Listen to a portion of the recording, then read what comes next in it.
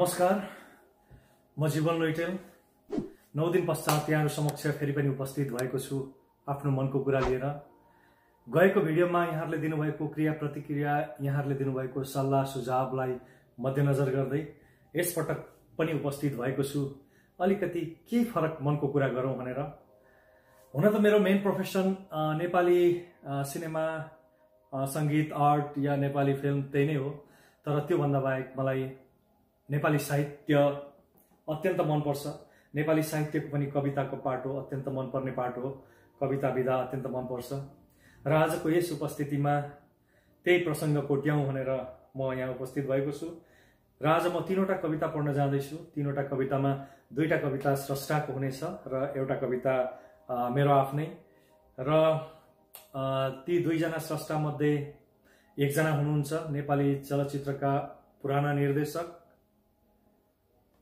चाहे सिनेमाको, चाहे गीत संगीतको, चाहे साहित्यको, सबै क्षेत्रमा उत्तिकै दखल, उत्तिकै अब्बल, उत्तिकै ज्ञानी, एक बहुआयामिक प्रतिभाका धनी। उहाँलाई नेपाली सिनेमा संगीत क्षेत्रले इन्साइक्लोपिडिया भनेर पनि चिन्दछ, त्यो उपनाम दिएको छ। र उहाँ हुनुहुन्छ प्रकाश सायमी। त्यसै दोस्रो स्रष्टा हुनुहुन्छ, he is my colleague, my contemporary friend. हामीले सिनेमा इन्डस्ट्रीमा धेरै वर्ष सँगै बितायौं। हामीले 2टा सिनेमामा सहकार्य पनि गरेका छौं। हामी कहिलेकाहीँ सिनेमा भन्दा बाहिरका एब्स्ट्र्याक्ट चिजहरुमा चाहिँ कुराकानी गर्न रुचाउँछौं। He is very fine analyst with super fine dynamic personality, very talented, none other than राज बल्लभ कोइराला। र अर्को कविता म आफै, जीवन लुइटेल, बैशाखी। मैले किन बैशाखी आज नामको पछाडि जोडे भने यो विषयमा कुरा गर्दा मैले लास्ट विक प्रकाश सायमी दाइसँग कुरा गरेको थिएँ र कुराकानी पश्चात उहाँले एउटा फेसबुकमा चाहिँ एउटा स्ट्याटस पोस्ट गर्नुभएको थियो र त्यो पोस्टको मुनि मेरा एकजना पुराना कवि मित्र उमेश राई अकिञ्चनजीले चाहिँ जीवनजी पहिला विराटनगरमा जीवन लुइटेल बैशाखीको उपनामले त्यो टाइटलमा कविता भन्नुहुन्थ्यो भनेर भन्नुभएको थियो। मलाई याद आयो, हो पहिला कविता भन्दा म जीवन लुइटेल बैशाखीको सहारा लिन्थेँ। पछि सिनेमा लाइनमा या मोडलिङ या ग्ल्यामर वर्ल्डमा आएपछि मैले त्यो बैशाखी छोडिदिएको थिएँ। तर आज फेरि साहित्यको त्यही फुलबारीमा रमाउने प्रयासको साथमा म यहाँ भएको कारणले त्यो बैशाखीको सहारा फेरि पनि लिँदैछु। स्रष्टाको कविता वाचन गर्दा मेरो अलिकति फिलिङ्स अलिकति त्यहाँनेरि त्यो गहिराई र त्यो इन्टेन्स नपुग्ला, तर पनि म पढ्ने प्रयास गर्नेछु। र म पहिलो कविता पढ्दैछु, सिनियरबाटै सुरु गर्छु। र पहिलो कविता छ प्रकाश सायमी दाइको र कविताको टाइटल छ तिमीलाई देखेको समय। तिमीलाई देखेको समय म भित्र मौन उज्यालो खस्छ। तिमीलाई देखेको समय म भित्र मौन उज्यालो खस्छ। अथाह वेग लिएर तिमी समक्ष मेरो सामुद्रिक मनले कविताको भूगोल बनाउँछ। यत्र तत्र चुपचाप तिमी कतै, चुपचाप म कतै, 2 अपरिचित जहाज जस्तै हामी नाइल नदीको किनार भएर बगिरह्यौं। चुपचाप तिमी कतै, चुपचाप म कतै, 2 अपरिचित जहाज जस्तै हामी नाइल नदीको किनार भएर बगिरह्यौं। समय एक स्थिति भएर पर्खिरहेछ हामी चुपचाप। सिमानाको बाटो भएर बसेका तिम्रा अचल नयनमा असम्मान जुलुस देख्छु आमन्त्रणको। नतमस्तक ऐना सम्मुख सिन्दुरको प्रतुलिका लिएर उभिएकी विधवा चाहिँ तिम्रो आँखाको गुफामुनि आत्मसमर्पित छु प्रिय। हामी कविताका 2 पंक्ति चाहिँ किनार किनार छौं। हामी कविताका 2 मुद्रा चाहिँ अधर अधर छौं। तिमीलाई देखेको समय मैले ईश्वर मरेको घोषणा गरेँ। तिमीलाई देखेको समय मैले ईश्वर मरेको घोषणा गरेँ प्रिय। वाह। त्यस्तै अर्को कविता छ राज बल्लभ कोइराला। कविताको टाइटल छ बदलिन पाए हुन्थ्यो तिम्रै निम्ति भए पनि। सायद सायद म जटिल छु तिमीले झट्ट हेर्दा, आफैले आफैलाई हेर्दा, तर त्यस्तो लाग्दैन। अलिअलि बदलिन पाए हुन्थ्यो, अलिअलि बदलिन पाए हुन्थ्यो जस्तो लाग्छ तिम्रै निम्ति भए पनि। तिमीले भने जस्तै गरी यता नचाहँदा नचाहँदै सुईको नदिकन आफ्नो शरीर बदलेको छ। मेरो पुरानो फोटो हेर त, म बदलिएकै हो नि, होइन र? झ्यालै अगाडि रुख छ, अस्ति नै भन्दा फरक छ, हाँगामा अहिले हिउँ छ।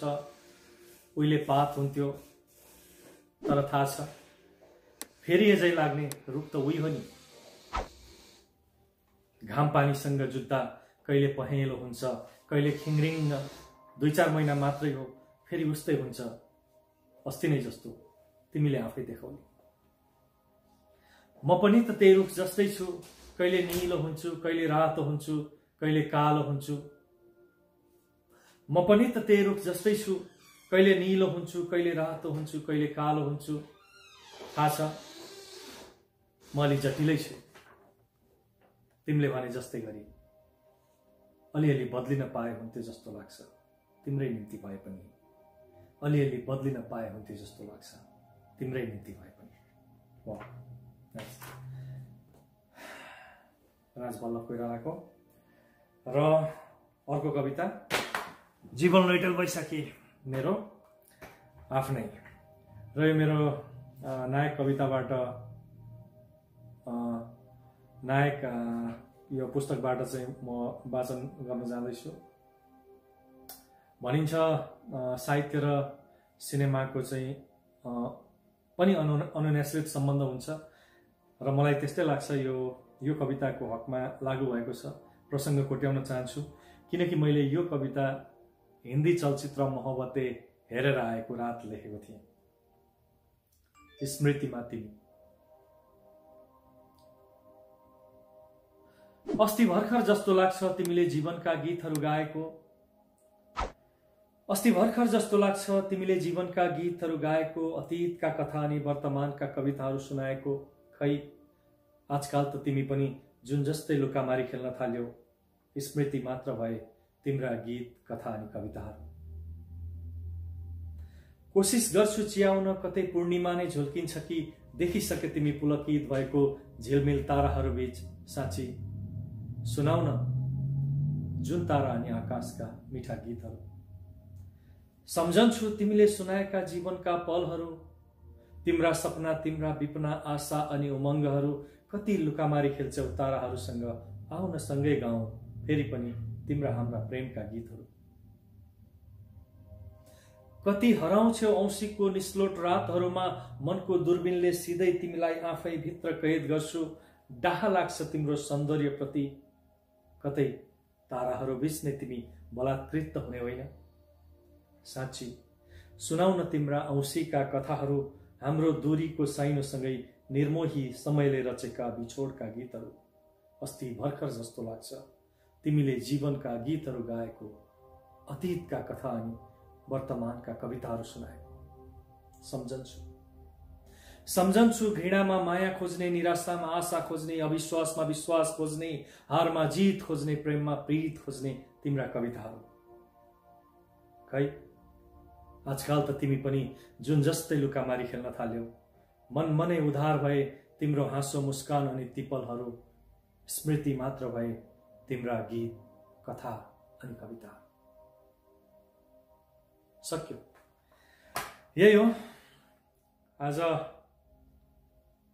अलिकति मनको हृदयको कुनामा रहेको साहित्यको त्यही भावलाई पोख्ने प्रयास गरेको। कस्तो लाग्यो अवश्य यहाँहरूले सल्लाह सुझाव दिनु हुनेछ। आशा छ मौका मिले केही फुरे अर्को उपस्थिति जनाउला। धन्यवाद।